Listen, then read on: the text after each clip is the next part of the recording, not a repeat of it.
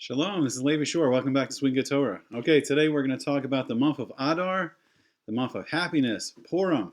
Purim in the days of the coronavirus. Oh my gosh, what's going on in the world? It seems crazy. So in the last a week or so, last few days, there's been a lot of crazy stuff happening. I mean, we see the coronavirus, it seems to be spreading, farther and farther across the world. It started in China. A lot of people were affected there. And we've seen it spreading in massive amounts to like Italy and Iran and South Korea. And the CDC yesterday came out with this. Sounded crazy to me. I mean, there's a spokeswoman that came out and said that for sure it's gonna affect many people in America, and it's going to be this pandemic and just like fear, like total fear. They were saying like nothing can be done, and it seems so strange to me because we've given hundreds of millions, if not billions, of dollars to the CDC, and I thought the whole point.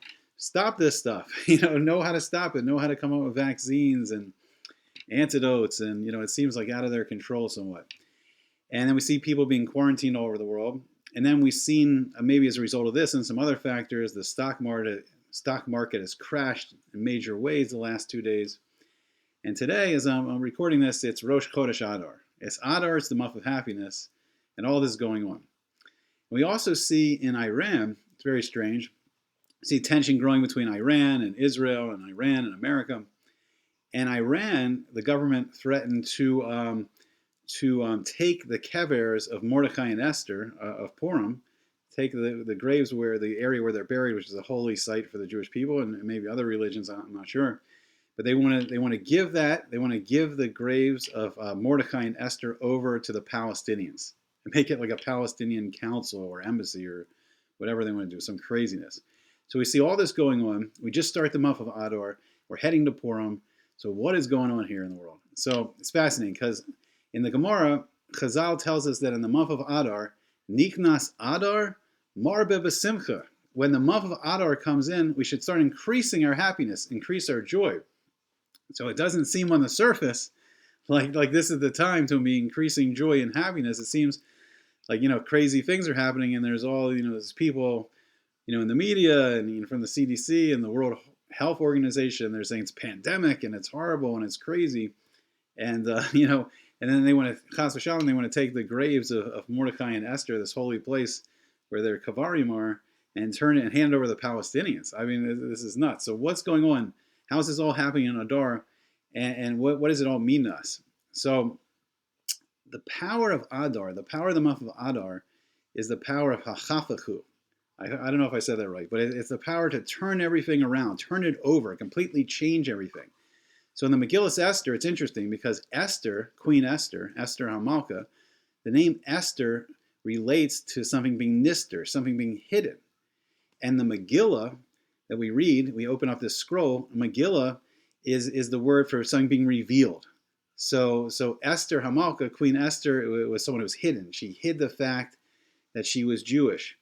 And there's many things that are hidden in the Megillas Esther. And even Hashem, it's one of the 24 books of the Torah, 24 books of the Tanakh, and it's the only of the 24 books where Hashem's name, no name of Hashem is mentioned, and Hashem's name is hidden inside the Sefer. So only you'll see a series of 4 words, and the first letter may spell out the Yud, Hey, Vav, Hey.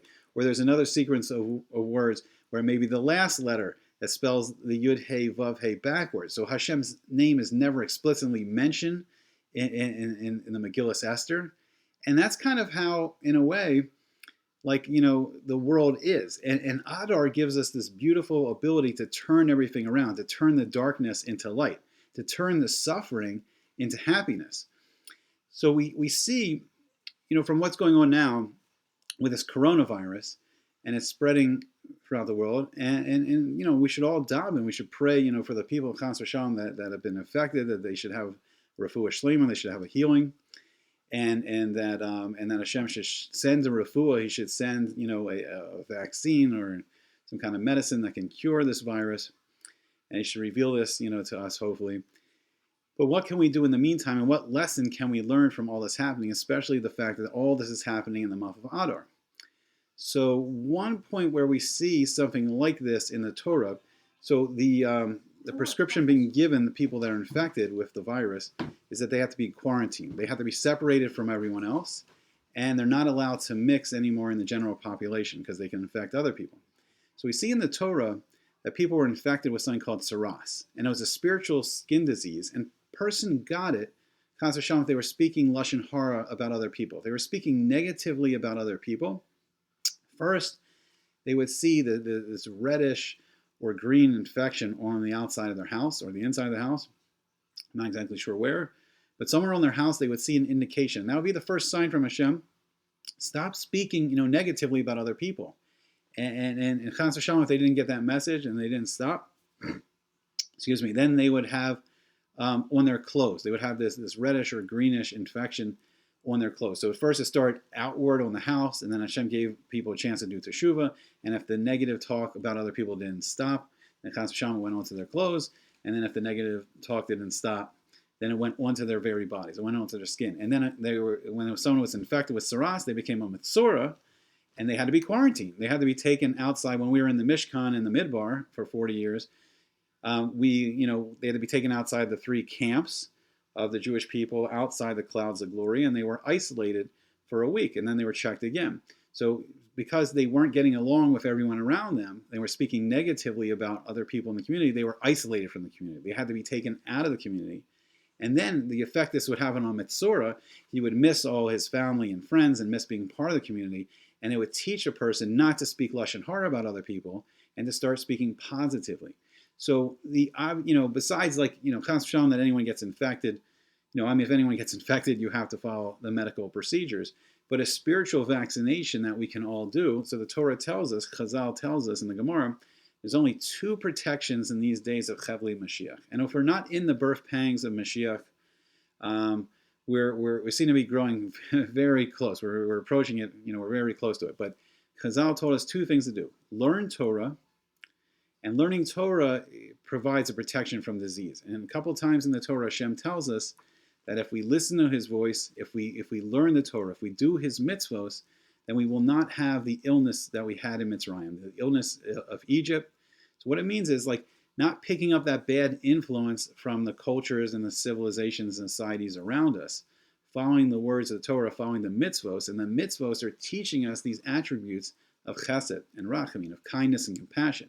And the mitzvahs help teach us how to be kind and compassionate to first ourselves. We have to be kind and compassionate to ourselves, and then we're going to be kind and compassionate to other people, and that's a protection. And when we follow in that path, so learning Torah, and then the other prescription given is gemilas chasadim, acts of kindness. So the Torah itself, through the mitzvahs, teaches us, how to start doing acts of kindness through the mitzvot, and then we can go and do acts of kindness on our own.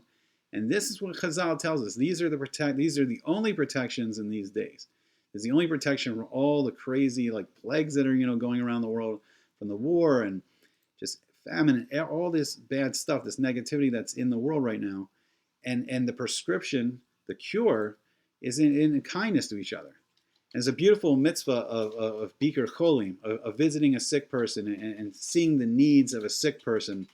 And seeing, giving them whatever they need. If they need some food, or if they need, a nice magazine or a book to read, or whatever is going to make them happy, whatever is going to cheer them up.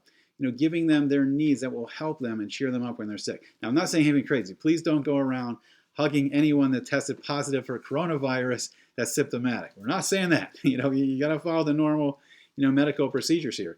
But for sure, Chas v'shalom, if one of your family members or friends was infected with something and was quarantined in a hospital, for sure, go.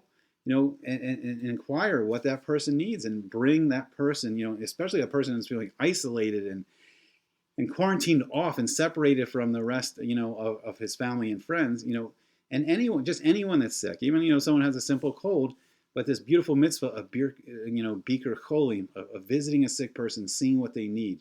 And then these acts of kindness is going to create a world where people don't have to be quarantined, but we can have the beauty of Adar, the happiness of Adar, and it's the revelation of Hashem and Hashem's Torah and the mitzvos and these acts of kindness that change it. It's a hafachachu. This is what changes the darkness into the light, changes the tragedy into something good. So it's interesting with Iran. They've been threatening Israel, And and then they're threatening to take the kevers of Mordecai and Esther, and they've just been hit by this coronavirus. And I think it's a good simon to show that if a nation or people are acting the opposite of this kindness to other people, then you can be susceptible to this coronavirus and other diseases, Chas v'shalom. But it's the Torah, it's the mitzvos, and especially the acts of kindness, being kind and generous to other people, having compassion on other people is a great antidote. It's a great medicine for the disease of this, this unhappiness and depression in the world. And Adar has the beautiful, we'll talk more about Purim later, but Adar has the beautiful ability of this hafakaku, of turning the depression into happiness, sadness into joy, and taking the darkness of the world and changing it into light. And we do this through the Torah, the mitzvos, especially acts of kindness. Okay, I hope you enjoyed it. I hope to see you back again soon on Sweet and Good Torah.